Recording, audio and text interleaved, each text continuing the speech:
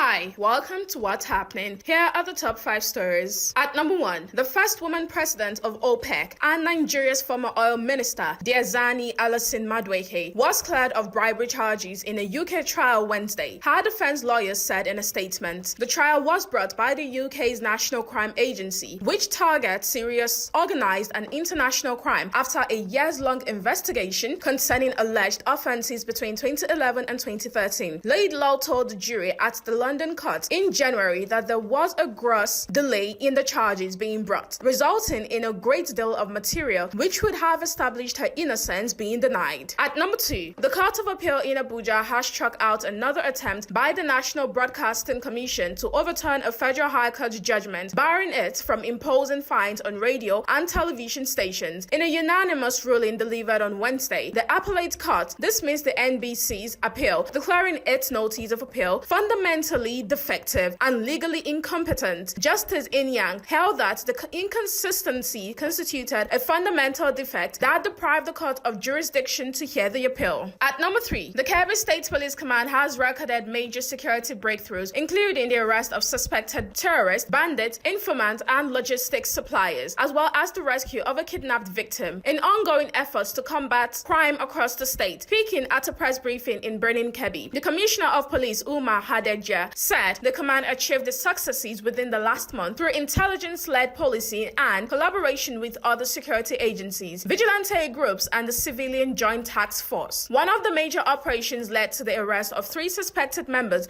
of the Mamudawa Boko Haram group along the Ilo Lolo Road in Bagodo local government area on June 5, 2026. At number 4, the Memorandum of Understanding aims to reopen the Strait of Hormuz and lift sanctions on Iran, among other provisions. President Donald Trump signed a copy of the U.S. to Iran agreement at the Palace of Versailles in France. Concluding his G7 trip, the U.S. then sent a photo of the signed agreement to the Iranians, a U.S. official said. The document was then signed by Iranian President Masoud Pezeshkian, with the 14-point plan annotated. Several U.S. Democratic senators criticized the agreement, saying it's a good deal for Iran, but not the U.S. At number 5, Cristiano Ronaldo's record-equaling 6th World Cup got off to a disappointing start as the Democratic Republic of Congo secured their first ever point at the finals, drawing 1-1 with Portugal in their Group K match on Wednesday. Ioane Wissa's header cancelled out George Neves' early goal on the African side. Appearing in their first World Cup since 1974, when it was known as Zaire, more than held their own. Ronaldo, 41, was largely a peripheral figure throughout the match, failing to make the impact his great rival Lionel Messi had done on Tuesday in scoring a hat-trick against Algeria. That's all for now. See you next time on What's Happening.